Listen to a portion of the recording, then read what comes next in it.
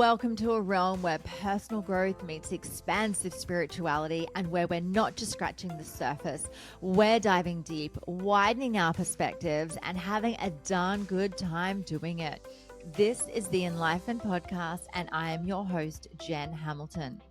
You'll enjoy an infusion of motivation, empowerment, and inspiration that will resonate in every aspect of your life. Expect captivating stories, heartfelt musings, and my own personal experiences. But that's not all. I'm bringing awe-inspiring individuals to the table, so get ready to meet some remarkable souls whose wisdom and stories will leave you spellbound. No topic is off limits here. Brace yourself for raw authenticity, unfiltered vulnerability, and yes, the occasional splash of explicit language. We're delving into the realms of the esoteric, mystical, and the woo-woo, unafraid to explore the extraordinary. So if you are ready to venture beyond the surface, to explore the depths of your soul, and to awaken the magic of life, if your heart says yes, then hit that play button and let the Enlightened Podcast guide you on this remarkable expedition.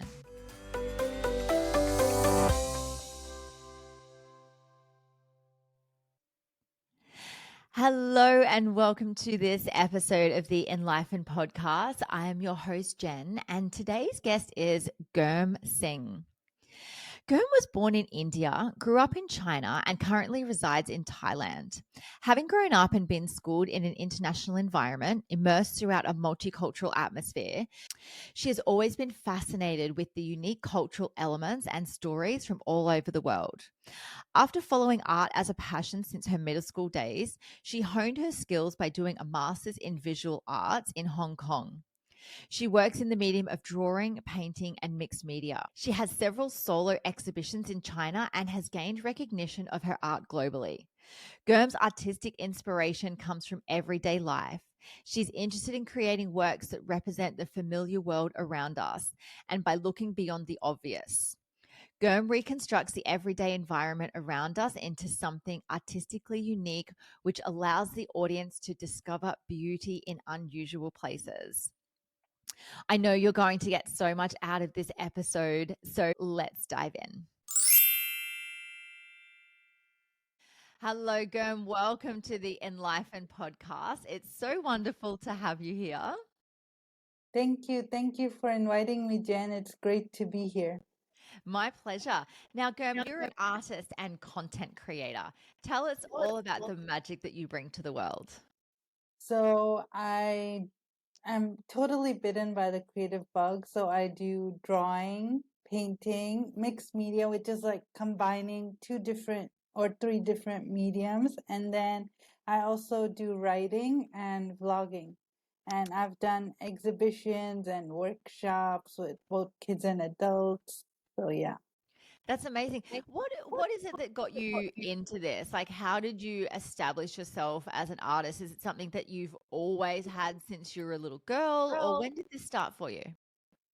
Actually, no, it wasn't a childhood dream or it wasn't anything like that because I never had any interest in art in my primary school years. So I actually didn't like art a single bit, and I used to run away from art classes and art workshops, find any excuse to escape. And because I faced a lot of bullying and judgment by my classmates and teachers in art classes, and they didn't understand my style, or they because I didn't go by the book and I didn't follow the exact structure or curriculum that they wanted me to. So they always looked at me weird, and I never understood why, or like I was trying my best, so why don't they like it? And in middle school, things changed. In seventh grade, my art teacher recognized my style and started to encourage me. And she said that it doesn't matter what people think, or you don't have to copy paste art. Creativity is about having fun, and it's about who you are, and everyone's different. So um, you don't have to care what people think. And that really sparked my curiosity that, I can be different and I can develop my own style. And I start it wasn't like a like or a passion then. It was like a curiosity of what I can do with this. And throughout my middle and high school, I met like such encouraging teachers, and my master's professors were very encouraging. So it developed from like a curiosity to a passion to something I can't live without. So now when I have my workshops, I always encourage people to just be their authentic selves and just do what they want, you know? So, I love that. I love that so much. And it's interesting, isn't it? Because I I had to take the art subject in grade 8, which was high school back in my day. Um, mhm. and it was interesting when we had to do art because yes, we had to follow a brief, but it's like how can you grade someone on their art and their expression and their Mm. creativity? It's never really something I understood, and it sounds like this is something that you've come up against in your journey. Yeah, definitely. And it is tough because art is very subjective, right? Everyone has their own opinions. Even as an artist today, I look at art and I may not like everything or I may not agree with everything. So yeah. Yeah. What is it that you find, through holding workshops and holding space for other people to step into their creative side? What do you find is people's biggest barrier that they have to be their fullest expression that then comes through their art? Oh, I've seen this a lot. I was like this too. I was like, I have a interest in drawing, but I can't draw. So why bother even trying to draw or like, I want to, but I know I can't. So what's the point? A lot of people say this to me, like, I can't draw, but so I say, that doesn't mean you can't draw. That means that you just haven't found yourself yet, or you're not confident enough in yourself yet. Because I used to be the same, and I believe that everyone has an artist hidden inside of them. So it doesn't have to be drawing, it can be any type of art or anything. You just have to, if you're passionate about it, I'm sure you'll find a way to do it. So. Yeah, beautiful. In the space that you're in as an artist, do you find that there is judgment from other artists? So there might be, technical drawers that view themselves as artists, and then someone that comes along and does abstract or something that's just so expressive and out there that's not technical. Do you find that there's judgment thrown towards people if they call themselves an artist, but they're not like technical in their approach to art? So I've been very lucky in that area because being connected to so many artists, and I've been a part of so many like art groups and art communities, I've found them to be all very supportive and encouraging, and we share like art tips, art advice, art events going around, what's happening in each other's studios, everything. So for me, it's been very supportive, but I know through social media, it's very difficult because I have faced judgments and critiques, and I have been down that road of limiting beliefs and self-doubt, and this person commented this on my post, that means I'm a total failure and I should just give up. So I know it can be really tough to put yourself out there, and just especially as an artist when you're so vulnerable, because each of my pieces are connected to me in some way or have some part of my story or experience or some part of me.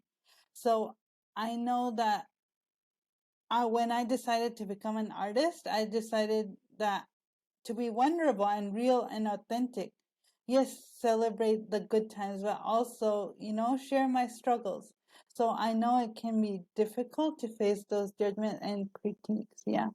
Yeah, I found because I used to love doing resin art, and there is a technical side to it. There's things that you need to know in order to mix the mediums and prepping the boards and all that kind of stuff. But I also struggled with calling myself an artist because in my mind I wasn't able to do like a landscape drawing or painting or this beautiful oil painting or anything. So I didn't associate myself for a long time as an artist until someone said, you create art, you're an artist. And I had these limiting beliefs. And until I actually sold a piece, and I sold quite a few pieces, I was like, okay, now I can call myself an artist. Tell us about your experience stepping into owning that, and embodying that title of an artist. So for many years, like you, I never considered myself an artist. I was like, it's just something, it's a hobby, people do that as a hobby. So I'm not gonna make it into a professional career. That's crazy. And for a long time, I chose a different path. So I did my bachelor's in communication. And I was like, I'll just go and get a job and do art on the side. And I even hesitated sharing my pieces with like my I only shared them with my close circle, but even like with my other family and friends, or uh, people around me, or on social media, I hid my pieces for a long time. They were just left in the drawer. I was like, done, okay, just put them back in the drawer, hide them away, no one can see them. And eventually something inside me, like I heard that instinct, that gut feeling, that inner voice that said, it's calling. It was like my calling. So it called out to me that, no, this is what you're meant to do. And if you're so passionate about it, if, my hands used to get very restless when I never drew. And, I used to like crave for art. Art became like craving. So eventually I shared my first piece on social media, and I was very scared because of the what happened at school, how people would react. And the comments were actually really supportive. They were like, you should make merchandise out of this. Do you do commissions? Can you make this piece for me? What else do you do? So I started participating in fairs and bazaars, and I'm actually the first artist in the family. So it was totally new to step into this world and learn everything, how everything works. So eventually I found my calling, I guess. Yeah. That's so beautiful to hear that and congratulations, like being that first person in your family as well. I've got the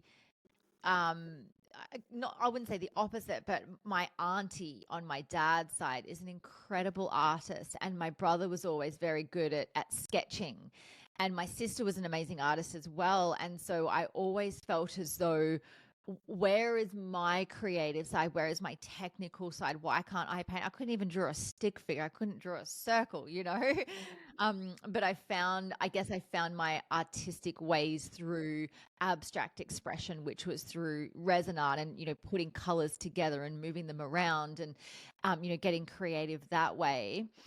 Gurm, what are some of the blocks that you have had to come up against within yourself, not just, the what you experienced in school and externally? Tell us about some of the things that came up for you internally that then you were able to move through. So one of them, I've actually shared this on social media as well, but one of them is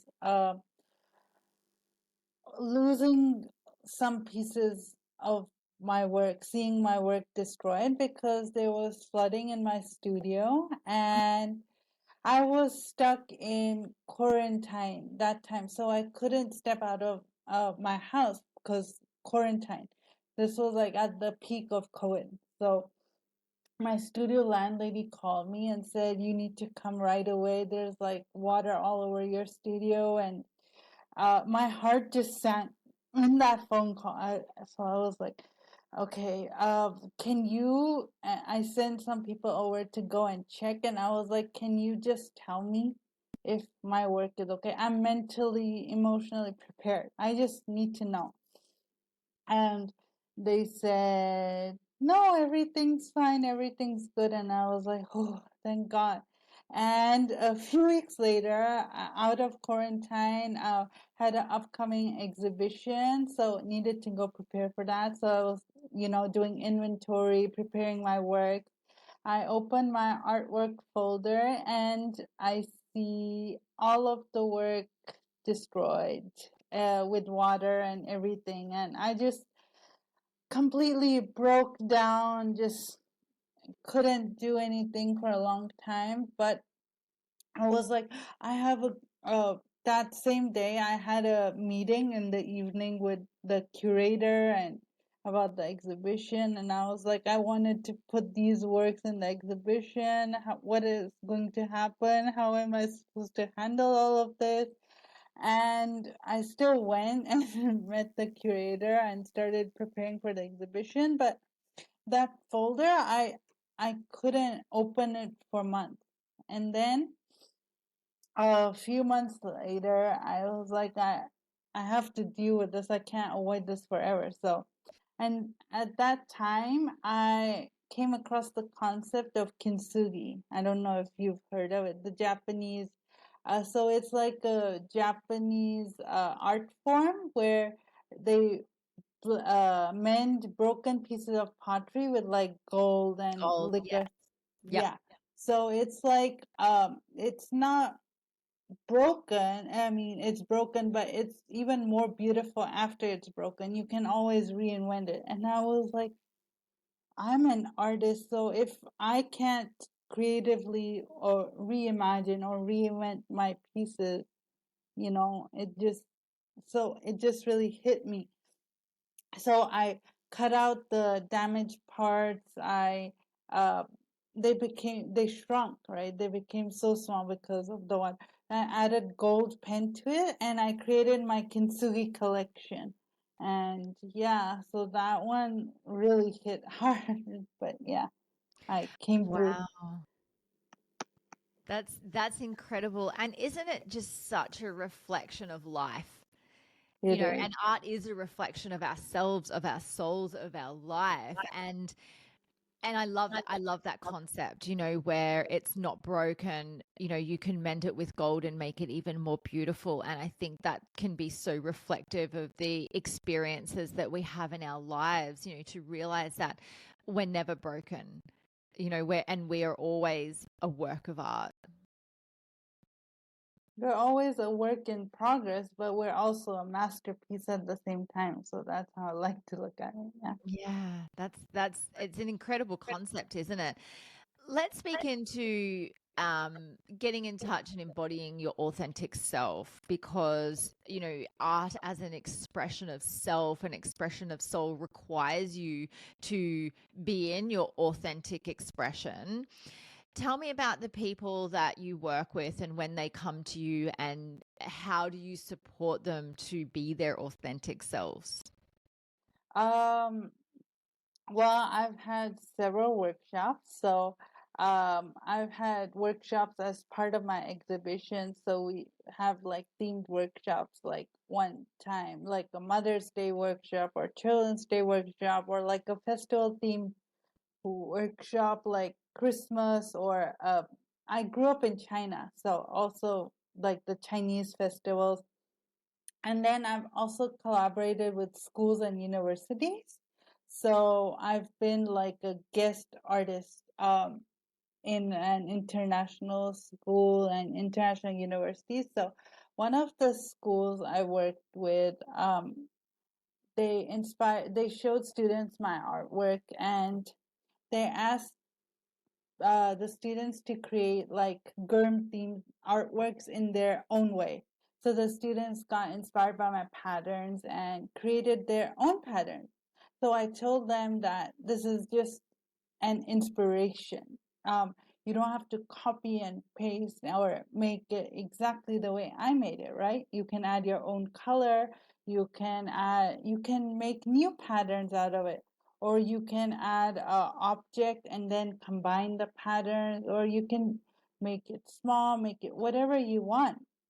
And that really encouraged the students, and they were like, that's really cool. That because I draw, you were talking about being your authentic self, I draw my experiences from my own life, and whatever I'm going through, whether it's good or bad, because art is a way for me to express and deal with whatever I'm feeling. That's the best way for me to communicate.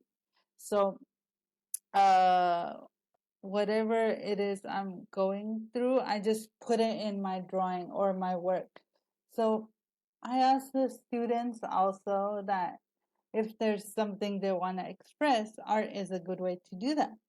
And so it was really interesting seeing that.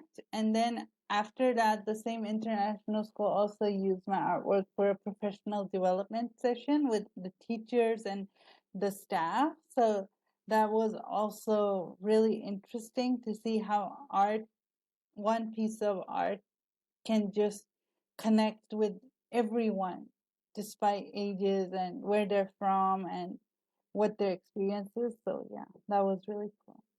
Wow, that's incredible, and congratulations on, being featured in international art schools and part of these programs.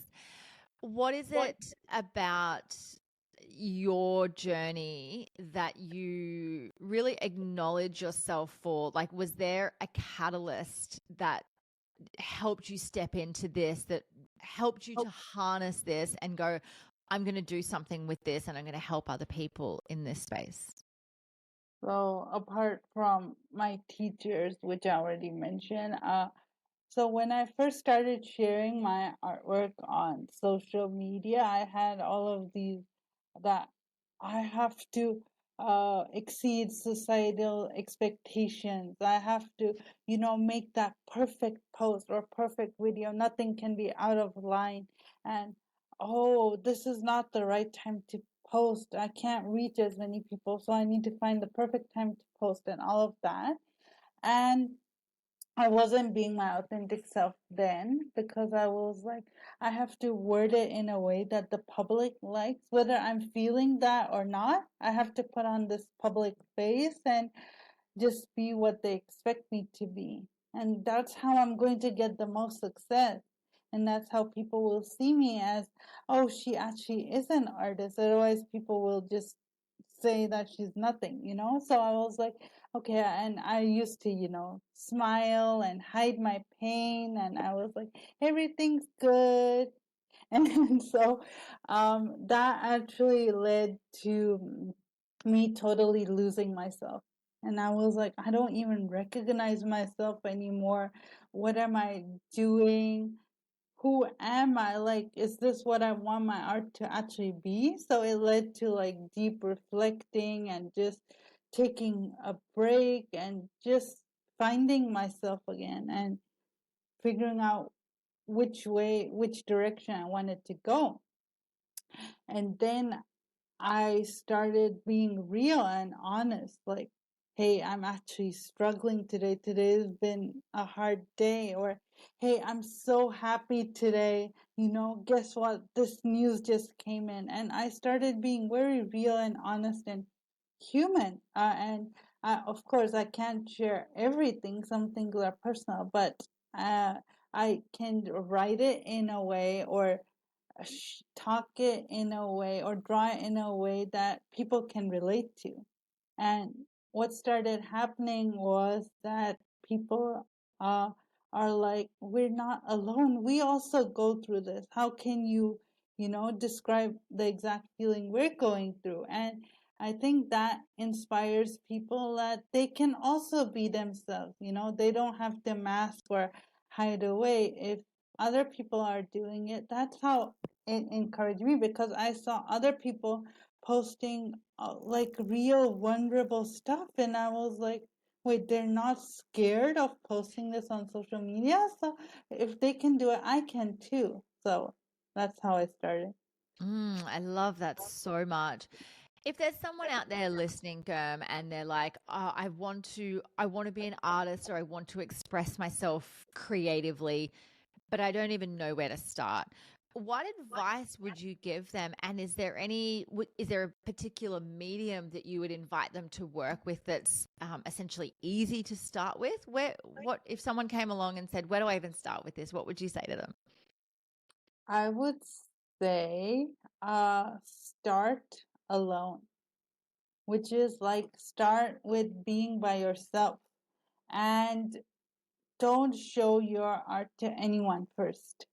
And I'm not saying hide your art, I'm just saying to discover yourself and know what you like, what vibes with you, what you're actually passionate about.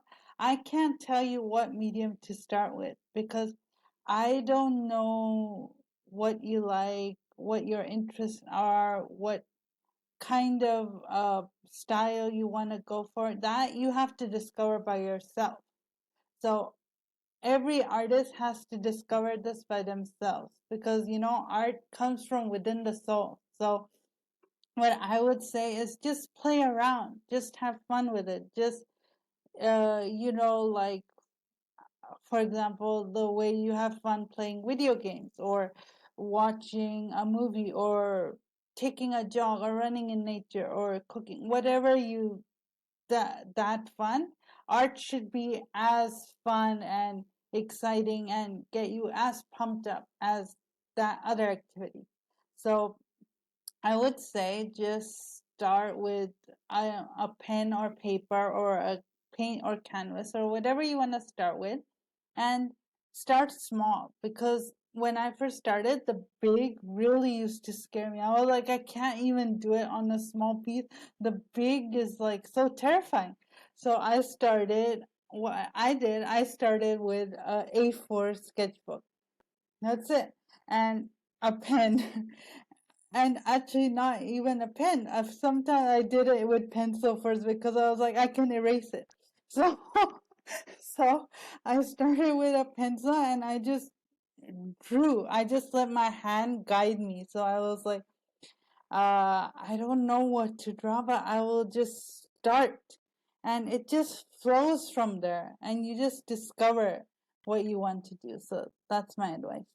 I love that so much, and it's interesting because when I first started doing it, I was really passionate about it, and I love doing it for myself, and I also love the idea of selling my art as well, so that I could share a piece of myself, and other people could have this in their homes, and it would perhaps inspire them to go out and create art for themselves. And I kind of got stuck in the trap of I'm not doing it for myself. I have to create a piece that I think someone else will like. And I think that's where I got caught up as well, because even though I dropped in and, connected with the colors that I wanted to work with, or the piece that I visioned and wanted to create, I found at times it wasn't actually me coming through.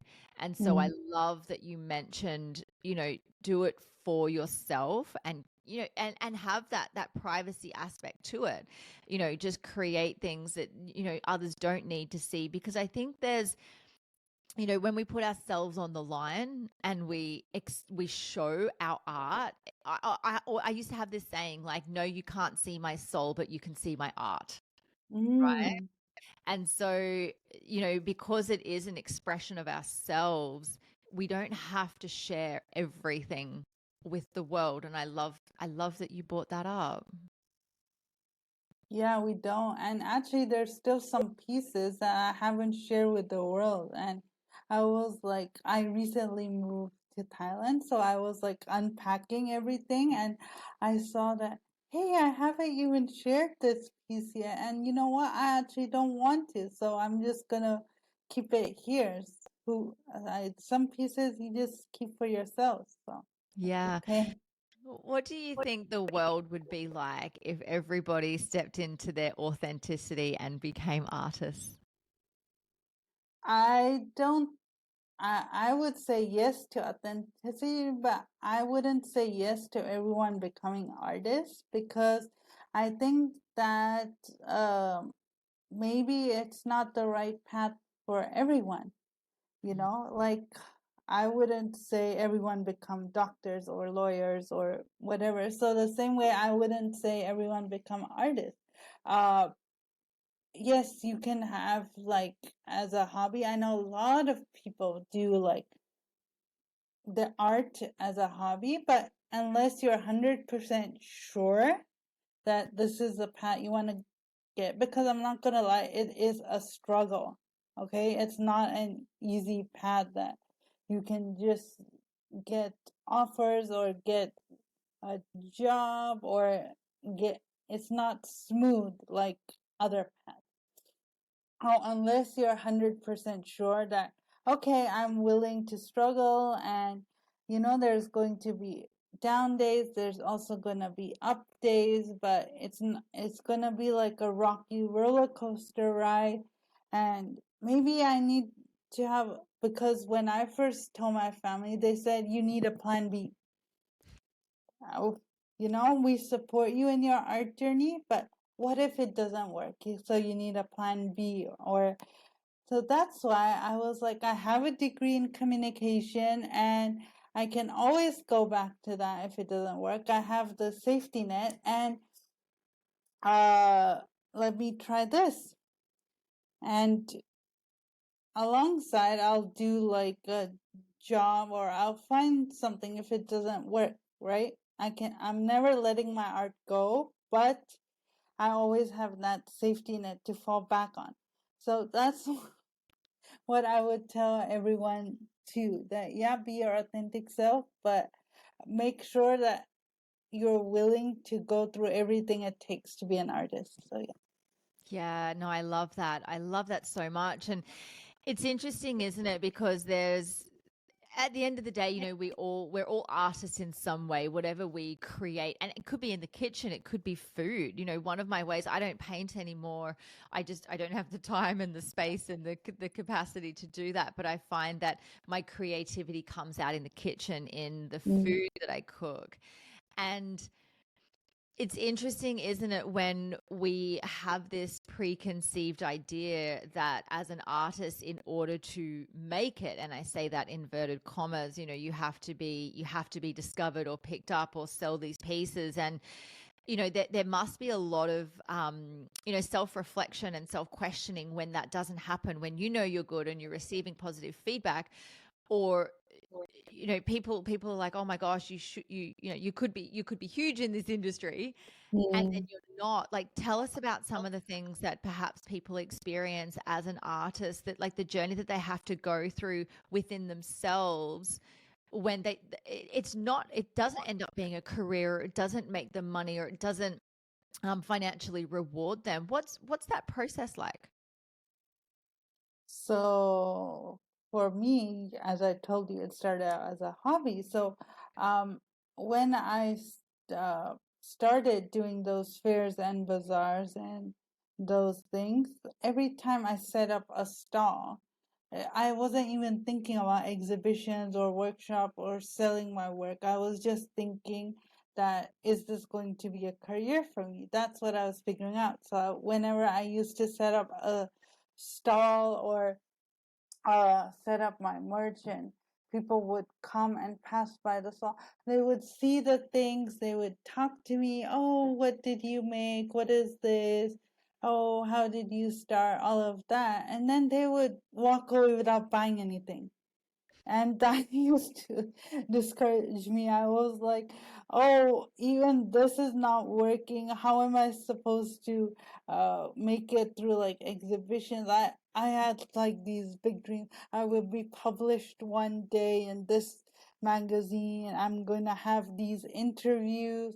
Oh, I'm gonna be like, people are gonna buy my work. I'm gonna be displayed in like that museum, and that gallery is gonna just offer me something really cool, and I'm gonna collaborate. So I I had this like thing that if I'm so passionate about art, I'm gonna get everything I deserve. And then I got this reality check.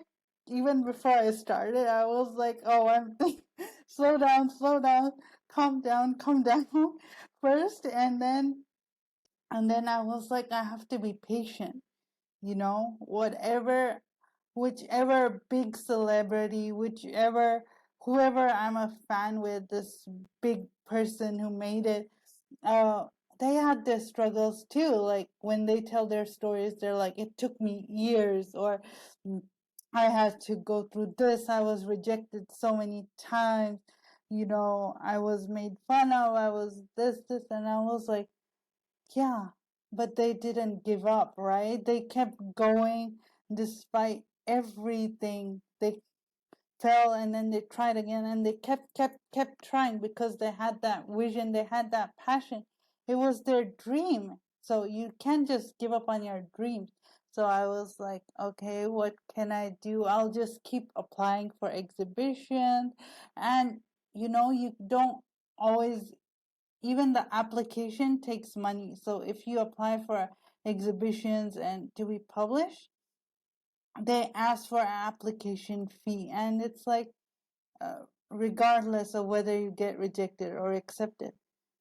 And I was like, whoa, I didn't know that, because this was like my first entrance into the art world. So I was like, oh, so even if I don't get accepted, I won't get the money back. That was, and I was like, oh, so I have to see which ones. I can't just keep randomly applying, hoping that I would get accepted. I have to actually filter what I like or what works for me, or am I confident enough to apply for this, because not everything is going to match my vibe, and like not everyone I collaborate with is the right fit for me, which I also learned the hard way through my collaborations, which is like I used to just apply and I was like, everything's gonna work out, but not everything matches, and you just have to, part of being your authentic self is that you have to see and have boundaries of, mm, what works for me. Is this the right fit? Can I actually work with them? Is this a good collaboration? So I used to filter through and really be selective about who I wanted to work with, or what exhibition, or even like this. I don't even do this type of art, the kind of art they're asking for. So why am I applying? So that kind of thing. So yeah, that's a bit about what I went through. Wow, and it's such a journey, isn't it? And it sounds like, yes, you've done these incredible things, but you've had to go through those shift in mindset and have those experiences of rejection in order to keep on going. And I think that's such a beautiful message inside of that, for any of our listeners, that want to step into this space or are artists and wondering like, when's it going to take off? Like, it sounds like it's just such an inwards journey as well. Gurm, I wanted to ask you, what's one piece of advice or wisdom that you would like to impart on the listeners? Well, I already said be your authentic self. That's usually what I go for. But another piece of advice, which was passed down from my grandma, and then my mom passed it down to me, is do your best and forget the rest. Because as long as you are all in and like giving it your 100% and everything, and it doesn't work out, or it works out, either way, you know that you did your best and you gave it your all, and you couldn't have done anything more, because you gave it your best shot, and just leave the rest to destiny or fate or the universe, because eventually things will work out. So That is that's my so beautiful. We will link to everything in the show notes, including your website and your Instagram page, so people can give you a follow, Gurm. And I'm going to ask you just one more question before we wrap up for today. To you, what is the meaning of life? wow. That is deep. For me, the meaning of life is just to be the realist and most honest version of yourself. And also, to me, the meaning of life is to be grateful, because I, whenever I go through hard times, I tend to, really complain about, I don't have this, when will this end? I don't want to feel like this anymore. And people are so much better off than me, and I have nothing. And then I stop and look, and I was like, I'm actually so much better off than people, and I have so many things. People don't have a house to live in. Even the most simplest things, like people don't have food to eat, people are starving, people are in war zones, and I'm in a safe environment. There's so many blessings around us. So I think the meaning of life is to just cherish every day and live life to the fullest. So, yeah. I love that. Thank you so much. And thank you so much for being an incredible guest on the Enlightenment podcast. Thank you so much, Jen. It was a pleasure to chat with you. Thank you. Thank you so much for joining me for this episode. I hope you love the Enlightenment podcast, and the biggest compliment you can give me is subscribing to this podcast, sharing it, and leaving a rating and review. Feel free to follow me on Instagram. My handle is @JenHamiltonOfficial, and the podcast handle is Enlightenment_podcast. You can also find the video version on YouTube on my channel. Just search Enlightenment and don't forget to hit subscribe. Have a beautiful day and enjoy living the enlightened journey of life.